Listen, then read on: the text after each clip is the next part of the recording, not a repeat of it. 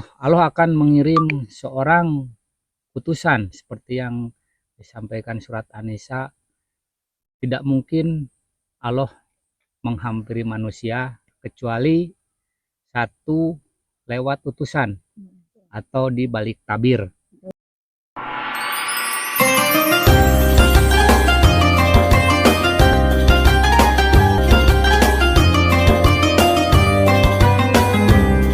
Kita lanjutkan lagi obrolan kali ini dari Jamaah Majalengka. Silahkan Pak Wak. Assalamualaikum warahmatullahi wabarakatuh. Waalaikumsalam warahmatullahi wabarakatuh. Pertemuan yang semula membahas tentang orang bermakrifat. Nah, ada pertanyaan, gimana sih caranya atau jalannya orang bermakrifat itu, atau cara prakteknya? Secara real atau secara prakteknya saya tidak bisa menjelaskan secara rinci dalam obrolan ini, tetapi untuk mengikuti memasuki thariqah ini, langkah-langkah pertama adalah yang pertama, pahami dulu, niatkan dulu apa tujuannya untuk masuk thariqah ini. Apakah ingin mencari Tuhan, ingin mencari kekayaan, ingin mencari kesaktian, atau mencari karomah dan lain-lain. Dan kalau untuk mencari hal seperti itu, dipastikan di sini tidak ada. Yang pasti di sini jalan untuk mencari Tuhan. Karena seperti yang pertemuan sebelumnya, bahwa kita beragama itu adalah awal mulanya adalah mengenal Tuhan atau mengenal Allah. Ada pertanyaan lagi, bagaimana cara mengenal Allah? Nah, Allah yang laisa kamitslihi syai'un itu sangat tidak mungkin untuk kita jangkau, tidak bisa kita gambarkan, kita bayangkan, atau kita definisikan dengan makhluk apapun di dunia ini. Tetapi ada metodologi atau cara bahwa Allah akan mengirim seorang utusan seperti yang disampaikan surat An-Nisa. Tidak mungkin Allah menghampiri manusia kecuali satu lewat utusan atau di balik tabir. Nah, seorang utusan itu akan memberikan jalan, memberikan petunjuk bahwa di antaranya metodologi ini, semua yang bernama di alam dunia ini adalah ada barangnya, termasuk nama Allah. Kalau di dunia, karena ada keterangan ajahiru wal batinu, ada yang batin, ada yang jahir, ada dunia dan akhirat, dan semua yang ada di dunia ini ada namanya dan pasti ada wujudnya. Seperti sifat Allah yang pertama adalah wujud. Nah, kalau dilihat secara sepintas, masa Allah wujud. Nah, tetapi ada metodologi. Nah, seperti sebuah jabatan. Nah, Allah menempati di dunia, turun ke dunia ini melewati utusannya, atau disebut Rasul. Nah, Rasul inilah yang orang yang dipilih, orang yang ditempati untuk sebagai kekasihnya, sebagai tajalinya Allah di dunia ini. Itulah yang disebut wasilah di Al-Maidah 35. Makanya lihatlah, Allah itu wujud. Nah, di balik wujud itulah Allah berada. Nah, kita memandangnya karena kita ada di dunia, lihatlah wujud itu. Tapi wujud itu bukan Allah. Tapi wujud itu bukan Allah. Allah ada di balik. Tapi Allah ada di balik itu. Makanya wasilah ini sangat penting. Dari zaman Nabi Adam, wasilah inilah antara penghubung Allah dengan manusia. Ada Allah, ada Rasul, ada manusia yang dipilihnya. Itulah ulil amri minkum kalau untuk sekarang. Pada saat zaman nabi-nabi, ulil amri minkum itu adalah beliau yang dipilih saat itu. Pada saat zaman Nabi Adam, ya Nabi Adam. Pada saat zaman Nabi Musa, beliaulah Nabi Musa sebagai ulil amri minkum. Dan begitupun seterusnya kalau sampai akhir zaman, karena pada dasarnya seperti rukun iman. Nah, rukun iman ini tidak khusus untuk orang Islam ya, tapi khusus untuk yang beragama, Bersifat universal. yang bersifat universal, yang mana agama tauhid disebut agama yang rahmatan lil alamin. Seperti iman kepada Allah, iman kepada malaikat, iman kepada Rasul, iman kepada kitab, iman kepada qada dan qadar dan hari akhir. Itu adalah iman semuanya qadim dan mutlak. Yang namanya mutlak adalah abadi. Dari dulu sampai sekarang dan sampai nanti adalah ada tetap. Jadi jangan bilang akhirat itu nanti, atau Rasul itu sudah tidak ada, atau kitab juga kita punya Quran saja, tetapi kitab adalah kitab-kitab yang diturunkan kepada orang-orang yang dipilih dari zaman dahulu sampai sekarang. Nah, jadi ketika mau masuk mengikuti Torekoh ini, yang pertama adalah berbaiat dulu. Baiat ini bukan perjanjian antara seperti yang pada umumnya perjanjian guru dengan murid, tetapi baiat yang seperti zaman Rasulullah, ada zaman Nabi Isa juga baiat itu yang sebutnya baptis ya.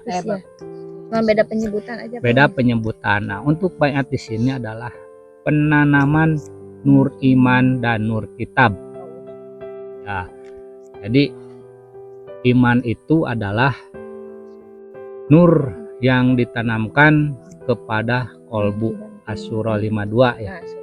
Asyura 52. Dan itu tidaklah kau mengerti apa itu iman dan apa itu kitab. Dan aku jadikan nur, kan dipilih siapa yang dikehendaki. Jadi mudah-mudahan yang berminat ini orang-orang yang dipilih. Dan kalau yang belum dipilih ya namanya juga orang-orang pilihan ya, orang-orang yang dipilih dan dikehendaki. Itulah iman. Jadi iman itu bukan keyakinan, baca buku, menghafal, oh benar ini saya mengimani. Tidak seperti itu. Bukan hanya sebatas keyakinan. Di zaman Rasul sendiri, Al-Hujurat 14 ya kalau nggak salah. 11 Ya. Ketika Arab Baduy bertemu dengan Rasulullah, ya Rasulullah, saya sudah beriman kepada engkau. Tapi Rasul sendiri menyampaikan belum sampai 2 kali belum beriman, kamu baru berserah diri. Jadi iman itu adalah nur yang ditanamkan kepada kolbu dengan cara baiat. Itulah portal untuk menembus alam akhirat, atau sebut jalan Sirotol Mustaqim, jalan lurus atau jalan pintas untuk menembus ke alam akhirat. Makanya kalau di Toriko ini akhirat itu bukan nanti, tetapi ada metode akhirat itu ada dari dulu sampai sekarang sampai nanti, dan kita bisa menembusnya Saat masih hidup ya Pak. saat masih hidup.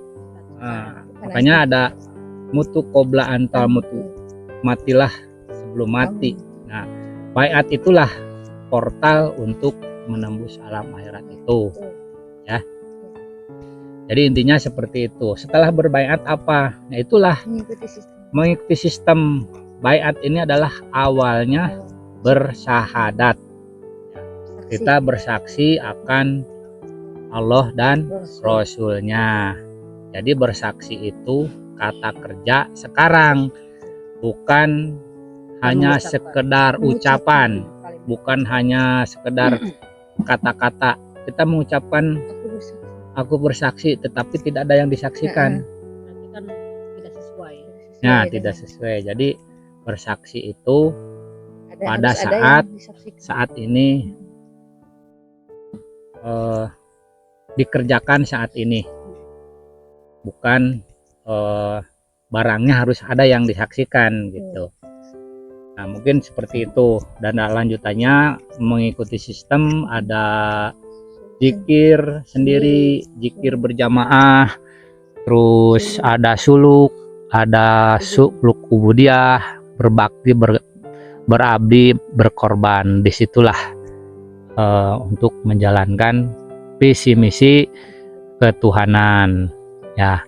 Mungkin Pak Parisno mau menambahkan atau Ibu Wiwi tentang jalan ini, tentang untuk menembus atau untuk bisa mengikuti Thariqah Naqsabandiyah Holidiyah Nusantara ini. Alhamdulillah, terima kasih. Saya hanya ingin menambahkan atau menindaklanjuti yang pernah saya sampaikan di tentang ma'rifat. Tentang ma'rifat itu ya hubungannya tadi seperti yang dijelaskan oleh Pak Ustadz Wawa. Seperti gitulah. Cuman tugas kita sekarang adalah tidak bisa untuk memahami, hanya untuk memahami urean-urean yang disampaikan dari Thariqah Naqsabandiyah Holidiyah. Tapi yang jelas kita sekarang intinya apa? Jujur kepada Allah, ingin sampai kepada Tuhan, ingin bisa makrifat. Itu aja kuncinya gitu. Karena itu adapun tentang pengkabulan itu ada karena rahasia Allah. Karena Allah itu sendiri dalam janjinya di firman-Nya, aku akan menunjukkan kepada siapa saja yang aku dikehendaki. Nah, jadi kalau gitu tugas kita itu apa? Ingin punya kehendak dan hanya sebatas action lah, action tuh ikhtiar lah gitu, sebisanya. Intinya itu, ingin aja saya melakukan ibadah, intinya kepengen tahu Allah, kepengen wusul, kepengen baiat, kepengen makrifat, apapun istilahnya itu tidak penting. Yang penting kita bisa sampai kepada Allah. Bahkan perintah seperti ini ditekankan sama Allah di surat Al-Insyiqaq ayat 6 yang bunyinya, ini perintah loh. Perintahnya gini Allah, ya ayuhal insan inaka kadihun kadhan famulaki. Wahai insan-insan, wahai manusia-manusia, hendaklah engkau mencari Tuhanmu sampai ketemu. Nah, coba kita pahami sekarang, ini kira-kira perintah untuk dilakukan di dunia apa nanti setelah mati di akhirat? Iya. Nah, kalau gitu betul kan ya, bersesuaian dengan wajibnya ma'rifat itu tadi. Nah, makanya kalau udah betul jelas kayak gitu, awalnya punya keinginan pasti Allah tuh dengan janjinya malahan diobral itu janji sama Allah tuh. Obrolan Allah gimana? Di surat Al-Ankabut ayat 5 bunyinya, barang siapa yang ingin bertemu dengan Tuhan, maka saatnya akan tiba. Coba itu janji Allah, pasti terbukti. Jadi modal awal kita apa? Ingin gitu. Biarin urean di sahabat-sahabat gitu jelimet panjang lebar gitu, teka hati lah, paham gitu. Intinya punya keinginan dulu, ingin makrifat sampai bisa berbaiat sehingga bisa paham tentang apa itu iman, apa itu Islam. Itu kesimpulannya, harus ngaji di Torekat arwah Naksabandi Yang waris. Kholidi yang waris gitu. Nah, itulah. Nanti kalau kita sudah bisa mengalami apa yang diberikan ilmu di torekat ini, kita bisa membongkar semua rahasia ayat-ayat Tuhan, baik yang di mushaf ataupun berupa fatwa atau sabda Rasul gitu. Itu keuntungannya, dan keuntungannya kita bisa praktek langsung seperti tadi yang disampaikan bahwa mengamalkan Islam agama itu adalah kafah. Kafah artinya menyeluruh itu lahir dan batin gitu.